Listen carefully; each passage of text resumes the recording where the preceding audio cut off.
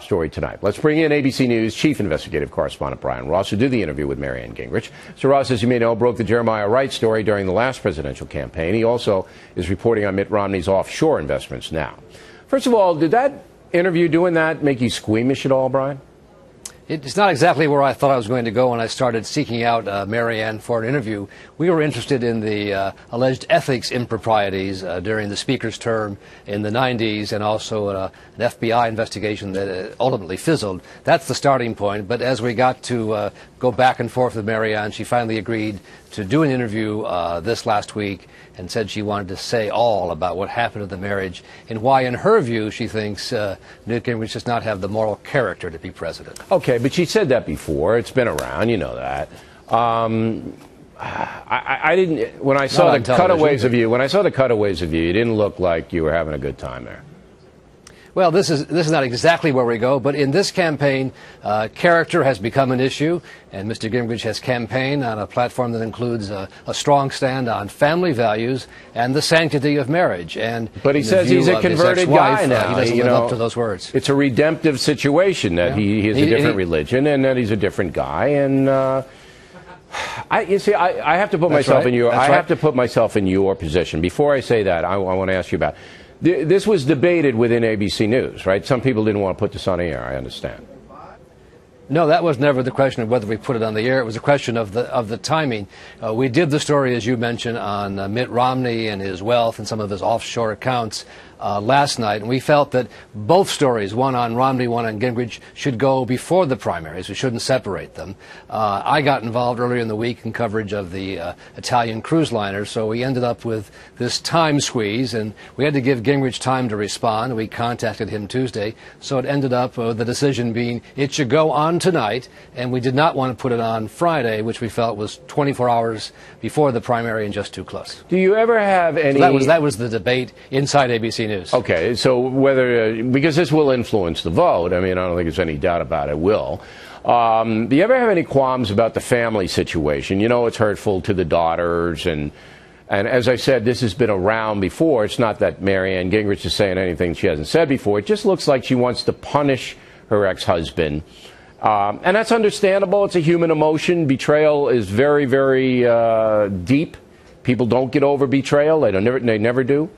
But I don't know whether, I don't think I would have done the interview, Brian. And you know me, I'm pretty, Well, that would be, look, that would be your call. But in this campaign, and with Mr. Gingrich, and in this primary, character has become an issue. And this is one of the issues that has been raised again and again. And Mr. Gingrich has addressed. I understand the character thing, but how do you define character? And he's addressed, how do you define character? Well, I think you define character. Go ahead. Well, how do you treat those around you? What are your moral standards? At the same time, he was highly critical of President Clinton's morals. But he's apologized for all that. He was carrying out a 6-year-long affair. He's apologized for all that. He said he made a mistake. Right. He said he turned his life around with a new religion and a new outlook. So should we not take him at his... Look, I'm not in business to defend Newt Gingrich.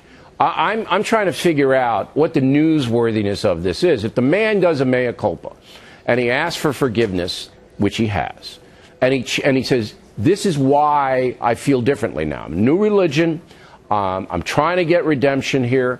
And then you rehash all the old stuff in the context of, okay. Well, first of all, I don't think, Go ahead. First of all, I don't think it really is old stuff. She has not before said he wanted an open marriage arrangement, which is a very unique thing, not really in the mainstream of American norms. You have to agree with that. I do. Secondly, I think the fact that she points out, and here's a man who apparently was present when she was diagnosed with multiple sclerosis, and then a few months later comes to her and asks for a divorce after the doctors told Mr. Gingrich, don't put Marianne under any stress. It will hurt her therapy. But the first wife had almost the same thing with the cancer stuff. Yeah, but I mean, he admits he was a bad guy.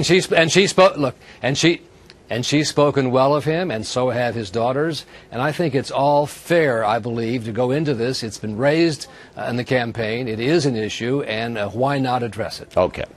And we've talked also to Mr. Gingrich's daughters this afternoon. And that's one point I want to add. We've talked to his two daughters in the interview, and they say they've talked to their father, and he denies that he ever asked for an open marriage arrangement with Marianne. Okay. Just so everyone knows what they are saying and what he said to them. Let's look at the Cayman situation. Mitt Romney says he hasn't done anything wrong at all, that he has a bunch of investments that are bundled. And, you know, in those investments, some of them wound up in the Caymans, but he pays a tax rate in the United States. He's not a tax dodger. Do you believe Mr. Romney did anything wrong in his investment portfolio? He says he has paid all taxes that are required by the law and that there'd be no tax difference if those funds were in the U.S. Nevertheless, the arrangement to put money into the Caymans is a unique and rare situation. Most Americans don't have their money in offshore accounts, and those accounts are set up primarily to offer tax advantages. There's no doubt about that. Whether he takes advantage of that, I don't know. But the critics say that these funds that Bain Capital set up, and there are about 138 of them that Bain Capital set up, he's in about 12 of them, but those funds also are there primarily to attract foreign investors who want the benefits of investing in the U.S. without having to pay the U.S. taxes. And the U.S. Treasury estimates it loses about $100 billion with a B every year because of such offshore funds and tax havens. All right. Not a good week for the Republican candidates in the hallways of ABC, that's for sure. Hey, Brian, we appreciate you being a stand-up guy, coming on in. Thanks very much.